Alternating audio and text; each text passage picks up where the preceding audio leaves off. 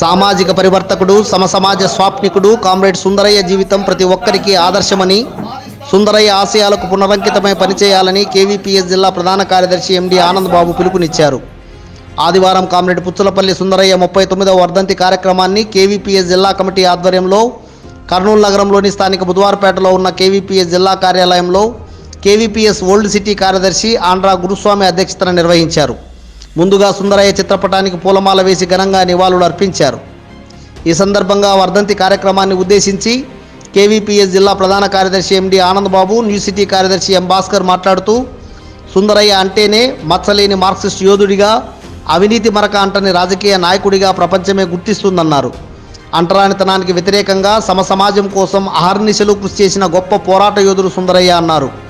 కానీ పువ్వు పుట్టగానే పరిమళిస్తుంది అన్నట్లు నాయకుడిగా సమాజ మార్పు కోసం కృషి చేయడం మాత్రమే కాదు, ఆయన చిన్నతనంలోనే అసమానతలతో ఉన్న సమాజాన్ని ధిక్కరించి అణగారిన వర్గాలను హక్కున చేర్చుకుని అంటరానితనానికి వ్యతిరేకంగా సమాన కూలీ కోసం తన కుటుంబానికి, తన సామాజిక తరగతులకే వ్యతిరేకంగా ఉద్యమించిన గొప్ప నాయకుడు సుందరయ్య అన్నారు.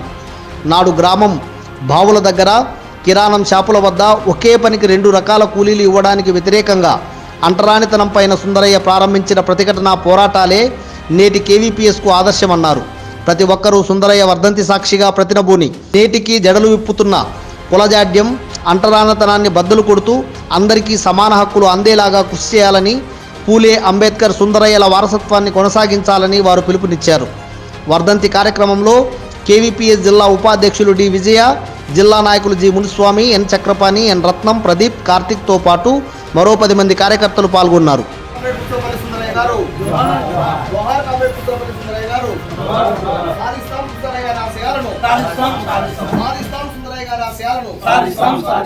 సుందరయ్య గారు అంటేనే ఒక ఆదర్శనీయుడు.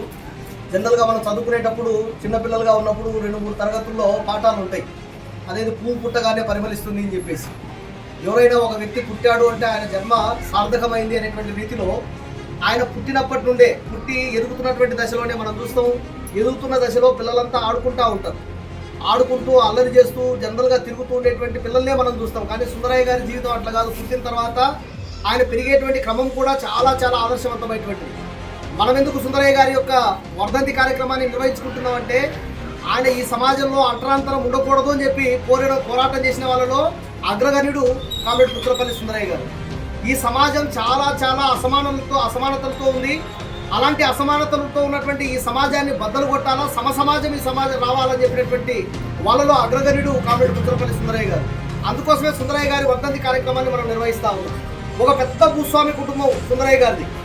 భూస్వామి కుటుంబం అంటే మనకు తెలుసు, ఆనాటి పరిస్థితుల్లో కడుగట్టినటువంటి భూస్వాములు ఈ సమాజంలో మనుషులుగా చూసేటువంటి పరిస్థితి లేదు. అందులో దళితులు అంటే చాలా దూరంగా పెట్టేటువంటి పరిస్థితి. కేవలం వాళ్ళు పనులు చేసే యంత్రాలుగా మాత్రమే పరిగణించేటువంటి అలాంటి సమాజంలో సుందరయ్య గారు వాళ్ళను హక్కున చేర్చుకొని, ఎందుకు ఈ సమాజాన్ని 2గా చేసి చూస్తున్నారు, వీళ్ళంతా మనుషులే కదా అని చెప్పేసి ఎక్కడో బయట వాళ్ళపైన పోరాటం చేయడం కాదు, తన కుటుంబం పైన పోరాటం చేసినటువంటి గొప్పవాడు కామ్రేడ్ సుందరయ్య గారు.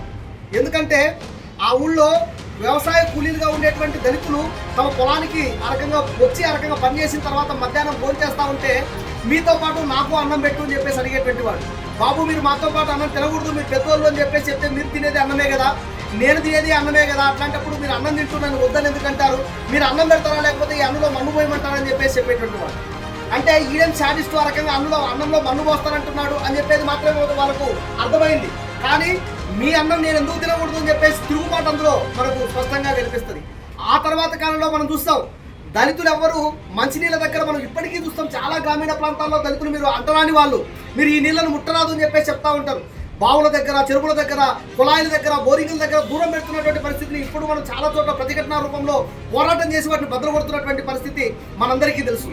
కానీ ఆ రోజుల్లో 2 చెరువులు చేదురబాయిల రకంగా ఉంటే, ఇది దళితులది, ఇది ఆధిపత్య వర్గాలది అని చెప్పేసి చెప్తే, ఇది ఆధిపత్య వర్గాలది, ఇదేమో దళితులదా, దీంట్లోనూ నీళ్లు ఉన్నాయి, దాంట్లోనే నీళ్లు ఉన్నాయి, ఈ 2 నీళ్ళలో ఏం లోపం ఉంది అని చెప్పేసి ఒక చెరువు దగ్గర పోయి ఓ తాడు తీసుకొని దాంట్లో నీళ్ళలో ముంచి బిందెను ఆ రకంగా పైకి చేరి, ఈ చెరువులో ఈ బావిలో నీళ్ళు ఆ బావిలోకి, ఆ బావిలో నీళ్ళు ఈ బావిలోకి వస్తాడు. మీరు ఇప్పుడు తాగండి, అవి అంటరాని నీళ్లు కదా, ఇప్పుడు ఈ నీళ్ళు లేకపోతే మీరు తాగుతారా, సస్తారా, ఎక్కే ఉంటారా అని చెప్పేసి అప్పట్లోనే ఒక ప్రశ్నను ఉద్భవించిన వాడు సుందరయ్య గారు. ఆ రకంగా చేస్తుంటే ఈయన పిచ్చోడేమో అని చెప్పేసి అనుకున్నారు. కానీ పిచ్చోడు కాదు, ఈ సమాజంలో మనుషులందరూ సమానమని చెప్పినటువంటి గొప్పోడు మహానుభావుడు పుచ్చలపల్లి సుందరయ్య గారు. అంతేకాదు సమాజంలో ఆధిపత్య వర్గాలే కాదు, అప్పుడున్నటువంటి పెట్టుబడిదారీ వ్యవస్థ లేదు చిన్న చిన్న షాపులు పెట్టుకున్నటువంటి వాళ్ళు కూడా ప్రజలను దోపిడీ చేస్తూ ఉంటే చాలా దగ్గర దూరంలోనే ఒక 20 కిలోమీటర్ల దూరంలో ఉండేటువంటి నెల్లూరు పట్టణానికి ఆయన పోయి సరుకుల్ని ఏ రేటుకైతే పడతాయో ఆ రేటుతో సరుకులు తీసుకొని వచ్చి ఇక్కడ ఉండేటువంటి కూలీల కోసం, ఇక్కడ ఉండేటువంటి దళితుల కోసం ఎంత రేట్ అయితే పడితే అంత రేటుకి ఆయన అమ్ముతాడు. ఎందుకు అంటే ఈ ప్రజలంతా చాలా కష్టపడతా ఉన్నారు, వాళ్ళ కష్టానికి కూలే సరిగా రావట్లేదు, ఇవి కూడా ఎక్కువ రేట్ అయితే వాళ్ళు తిని తినక సస్తారు. అందుకోసం ఈ సమాజంలో మనిషి అయినటువంటి వాడు బతకాలని చెప్పేసి కోరుకున్నవాడు పుచ్చలపల్లి సుందరయ్య గారు.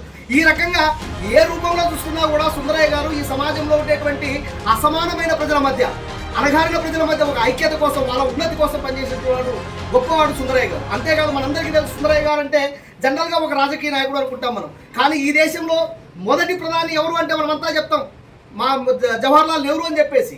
కానీ మొదటి ప్రతిపక్ష నాయకుడు ఎవరు అంటే ఎవరికి తెలియదు. కానీ మొదటి ప్రతిపక్ష నాయకుడు పార్లమెంట్లో కామ్రేడ్ పుచ్చలపల్లి సుందరయ్య గారు. మనం చూస్తాం ఎక్కడైనా ఒక చిన్న సర్పంచ్ అయితే, లేదా ఎమ్మెల్యేగా అయితేనో, లేదా ఎంపీటీసీకి అయితేనో, జెడ్పీటీసీకి అయితేనో కార్లు వేసుకొని తిరిగేటువంటి పరిస్థితి. రాజకీయం యొక్క గతినే మార్చేసినాడు. ఆయన పార్లమెంట్కి ఎట్లా పోయినాడు? సైకిల్ పైన పోయినాడు. సైకిల్ పైన పార్లమెంట్లో పోయి ఆయన ఒక ఉపన్యాసం చెప్తున్నాడంటే, ఎక్కడైనా ఏదైనా సమస్య పైన మాట్లాడుతున్నాడంటే నెహ్రూ గారు ఒక్కసారిగా పెన్ను పేపర్ తీసుకొని స్పష్టంగా రాసుకునేటువంటి పరిస్థితి. ఎందుకంటే పుచ్చలపల్లి సుందరయ్య గారు మాట్లాడుతున్నారు, ఆయన మాట్లాడుతున్నారు అంటే అందులో వాస్తవం ఉంటుంది, అందులో నిజం ఉంటుంది, ఆ సమస్యని కంపల్సరీగా పరిష్కారం చేయాలని చెప్పేటువంటి ఒక పరిస్థితిని పార్లమెంట్లో కల్పించిన మహానుభావుడు పుచ్చలపల్లి సుందరయ్య గారు.